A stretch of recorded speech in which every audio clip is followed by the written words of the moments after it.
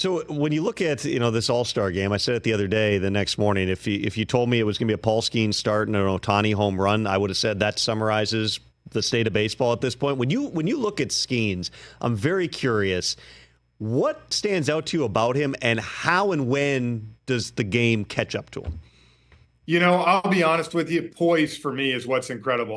The only other guy I can remember looking that comfortable at a young age was Justin Verlander, man. He looked like he belonged the first start he was out there. And I mean, you saw it, the moment was never too big for him.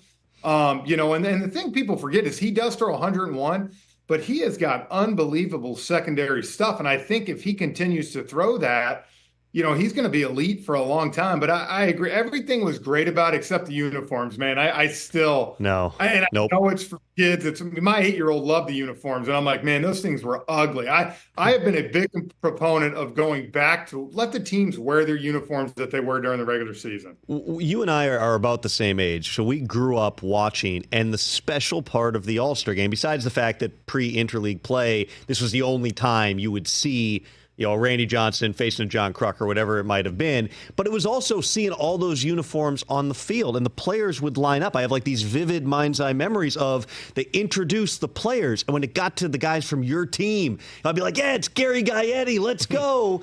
Yeah. You don't have that now. I understand there's a marketing aspect and you're trying to sell the jerseys, but wear them in the BP, wear them in the home run derby, wear the regular uniforms in the game, man. I'm with you on Monday at the practice at the Derby. Wear those, exploit them, sell them if they're great. But I agree, man. There's nothing better on Tuesday night for the starting lineups when you'd see a Giant stand by a Dodger, when you'd see a Yankee stand by a Red Sox, and even though they're on the American League, man, they'd get booed, and that's the fun of the All-Star game. And I'll be honest with you, hopefully if they get enough pushback from this year, maybe they will change it. Yeah, and I think that's probably fair. The only thing usually that causes Major League Baseball to change anything is mass outrage. Just ask Angel Hernandez about it, and we'll see if we end up getting a as a hitter, would you want to see the fully computerized strike zone? I've seen it in minor league baseball. It seems like the challenge system works pretty well, but the full-on robot strike zone, are you in favor or not?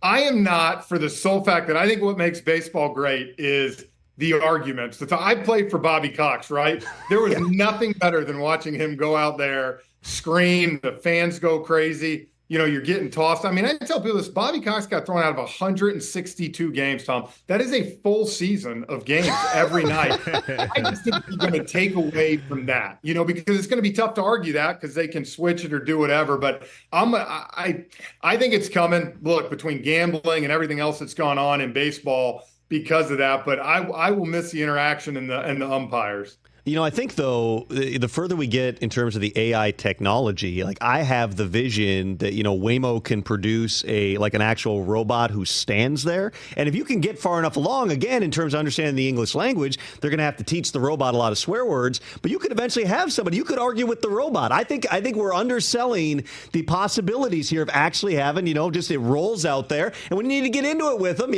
you can do it. And then also you can take a baseball bat to them and you won't get in as much trouble.